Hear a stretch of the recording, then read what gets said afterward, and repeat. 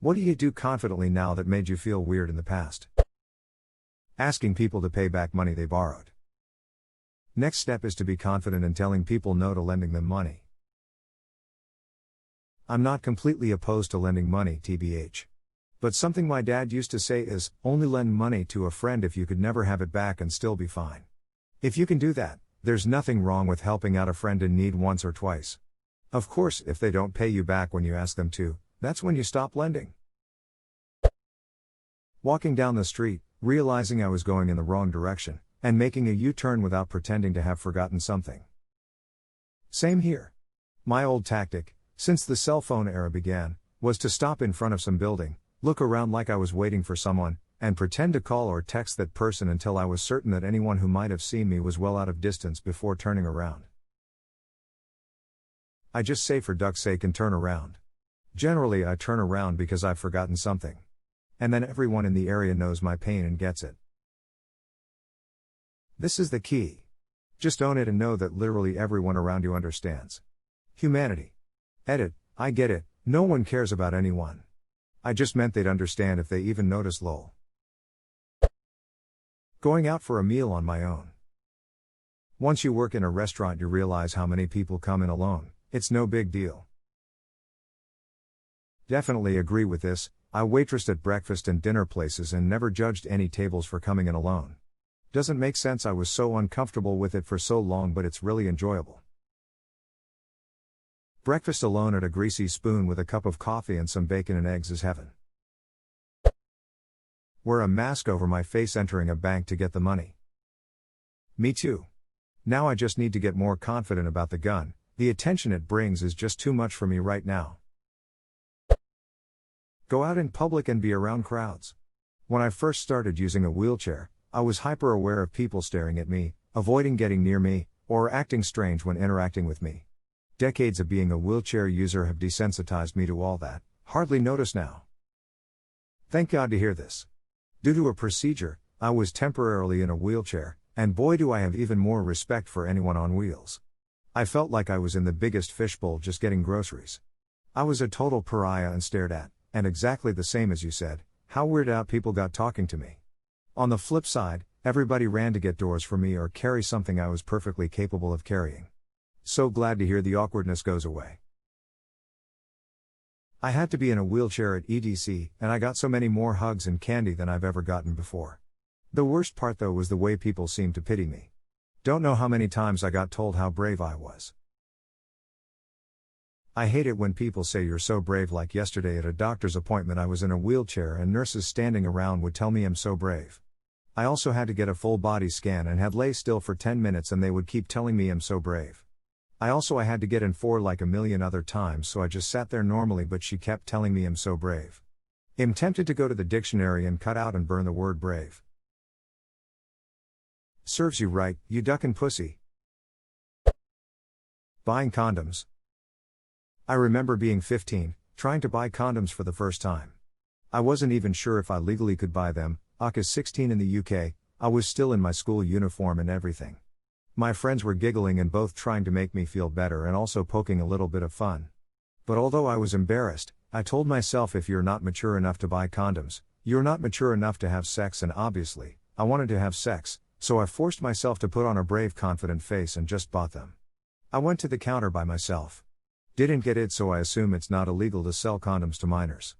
The woman could probably see through my facade and just didn't say anything, and was totally normal. After my friends were like, how did you do that, you're so brave? I couldn't do that. Lol, it's definitely not illegal to sell condoms to minors. If it was, they would just have sex anyway but then get pregnant, STDs etc., which is definitely worse than them just buying condoms under OK. When I was working in a shop I got told that we were allowed to sell them. We got told that yes, age of consent is above 16, but we canted them as it stops encouraging those who can have sex from buying them. Saying how I feel. I'd usually bottle things up because I didn't want to upset anyone.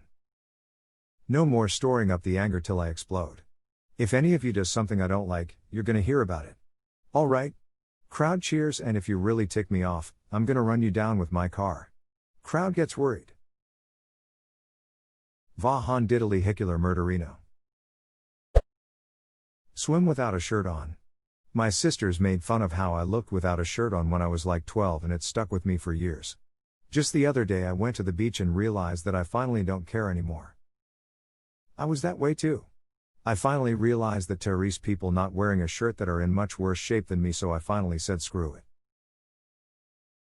As I've been growing up, I've found it more uncomfortable to wear a shirt while swimming.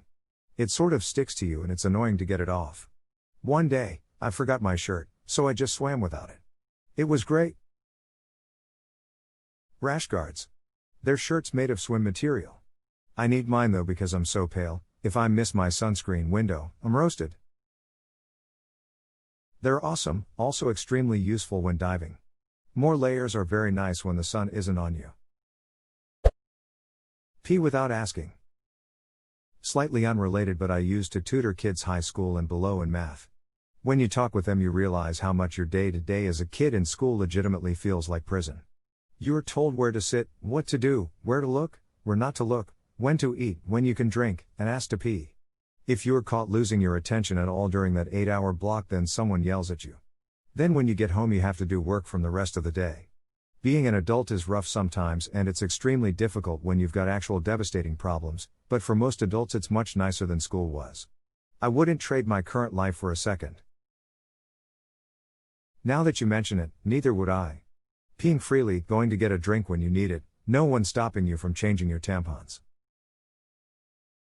Not being able to change a tampon is ducking awful. Especially when your body is all wacko because you're a teenager and your body is trying to work out what the fuck to do with these hormones. It's inhumane.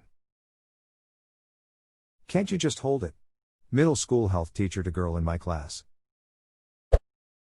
Telling people the music I like. English. I used to be terrible and my accent still sucks sometimes, but after more than 20 years of practice and a bachelor degree from an English university, now I'm quite proud to be bilingual. Emo. Nothing wrong with having an accent for languages other than your mother tongue. You always have an accent, mate. Even in your maternal language. Shit, you have one while typing. Stay calm around women I find attractive. I used to get anxious and even avoid. Not really at the present, not since February, but going to the cinema alone. First time I ever did, back in 2016, it felt weird tbh. Even had a mother ask me if I was waiting for anyone when I saw Kong, Skull Island, but now I actually prefer it most times. It means I don't have to worry about scheduling with a friend on what day's best. Don't get me wrong, I have still gone with friends, but 90 to 95% of the time I go alone. I can do whatever I want before or afterwards, whether to look around the shops or just go straight home. I heard going to the movies alone is an experience everyone should have. I can't wait until things start opening up more so I can give it a try. I prefer it because my friends just try to ask me questions, and I'm like STFU, I haven't seen it either. I can only imagine if I had seen Tenet with them FML. Say no. A lot of people struggle with saying no. I used to struggle with it as well.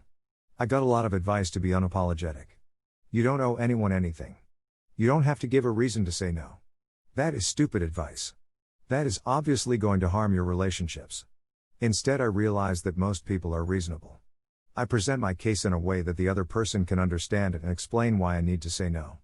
Almost everyone understands and does not want to put you in a difficult situation. If the other person is not reasonable, there is no point explaining further. Then you just gotta say no. But you need to try to explain first.